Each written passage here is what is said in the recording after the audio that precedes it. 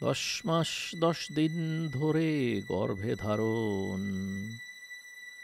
কষ্টের তীব্রতায় করেছে আমায় লালন।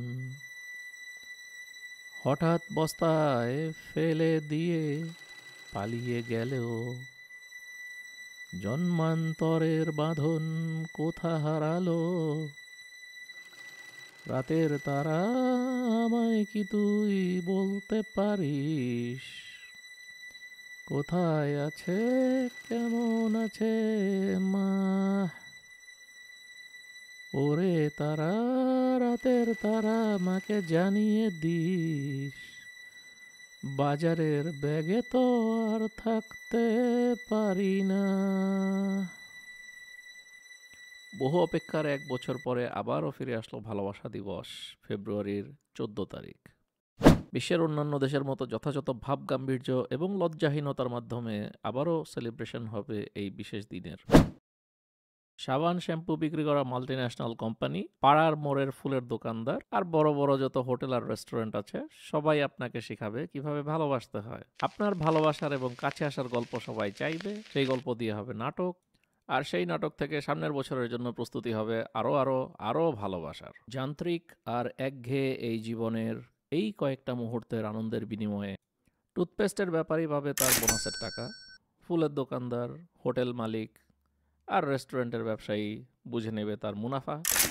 আর এর সাথে না চাইতেই পাওয়া যাবে এলিট ক্লাসের বাঙ্গু সুশীলদের ভালোবাসা সম্পর্কে নানা রকমের বক্তব্য, লাইক, কমেন্ট ইত্যাদি ইত্যাদি।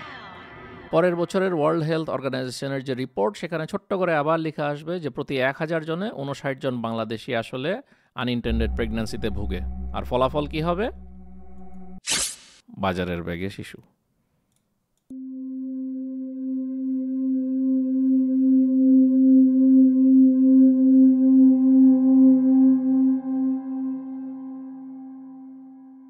এই যে ভ্যালেন্টাইন নামের এক উৎপাত, এই উৎপাতের আসলে উৎপত্তিটা শুরু হয়েছে প্রাচীন রোমে।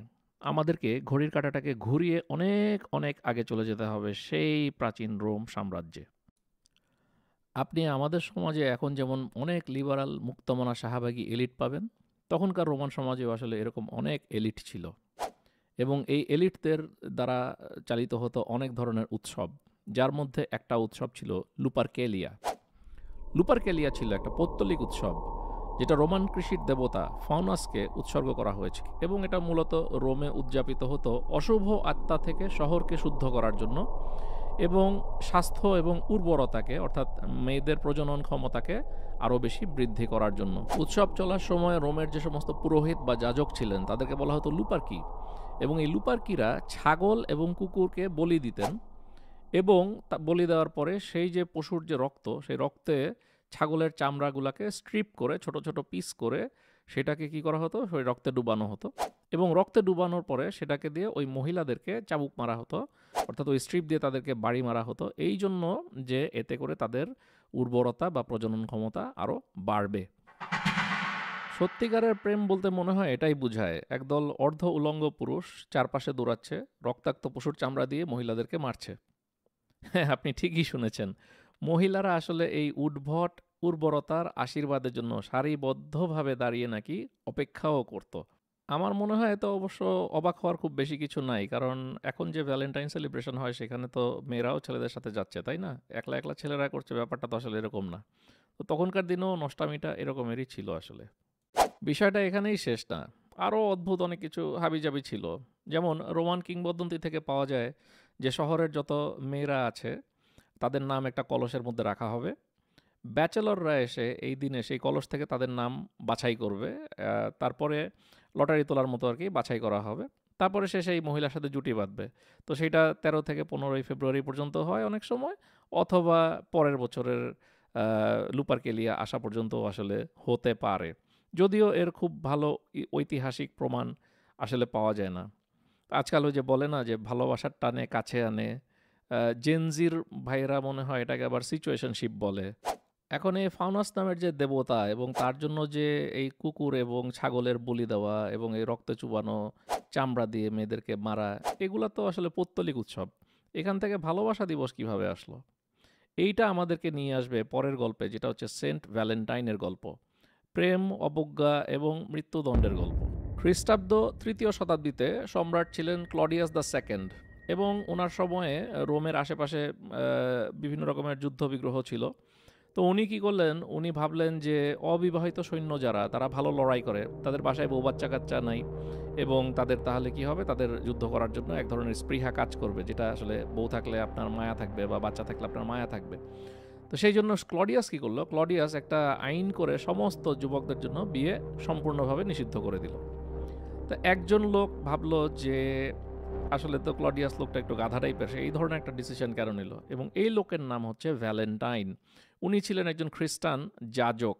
ভ্যালেন্টাইন কি করলেন, তিনি একজন খ্রিস্টান যাজক হিসাবে যুবক এবং যুবতীদেরকে কিন্তু গোপনে উনি বিয়ে করায় দিতেন।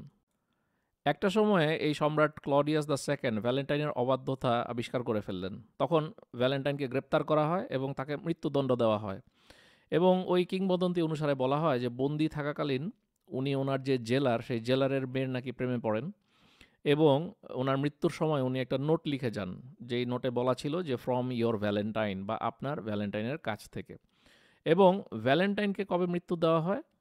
ভ্যালেন্টাইনকে মৃত্যু দেওয়া হয় 269 খ্রিস্টাব্দের 14ই ফেব্রুয়ারি। নৃশংসভাবে হত্যা করা হয় ভ্যালেন্টাইনকে, এবং ওই সময়টাতে তার নামটা আসলে এই ভালোবাসা এবং ত্যাগের সাথে যুক্ত হয়ে যায়।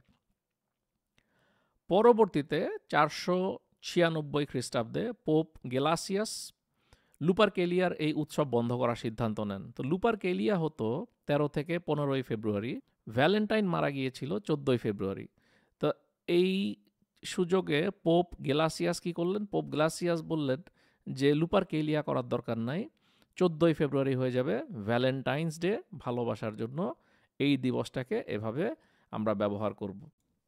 এরপরে ইতিহাসের বিভিন্ন জায়গায় আরও কিছু জিনিস পাওয়া যায়, যেমন শেক্সপিয়ার বা চসার, তারা ব্রিটিশ যে সাহিত্য সেখানে এই ভ্যালেন্টাইন্স ডেকে অত্যন্ত পরিমাণে রোমান্টিসাইজ করেন, এবং এটার কারণে ব্রিটেন থেকে শুরু করে ইউরোপে এটা অত্যন্ত জনপ্রিয় হয়ে ওঠে।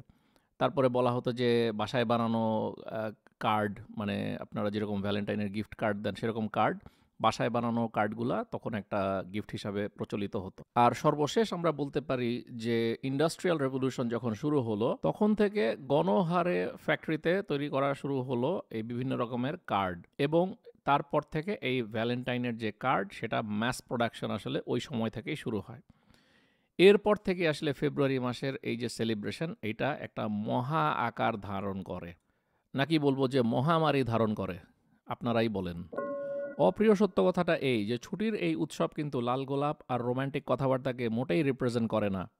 সুন্দরভাবে ইংরেজিতে আপনি এটাকে বড়জোর বলতে পারেন লিবারালিজম। কাপড় যত কম, চামড়া যত বেশি, লিবারাল বাঙ্গু শাহবাগী ততই হবে খুশি। এটা রিপ্রেজেন্ট করে কমার্শিয়াল আর ইন্ডাস্ট্রিয়াল স্কেল বেহায়াপনা, উগ্রতা আর আদিম যৌনতা। এটা লাল নয়, এটা লালসা।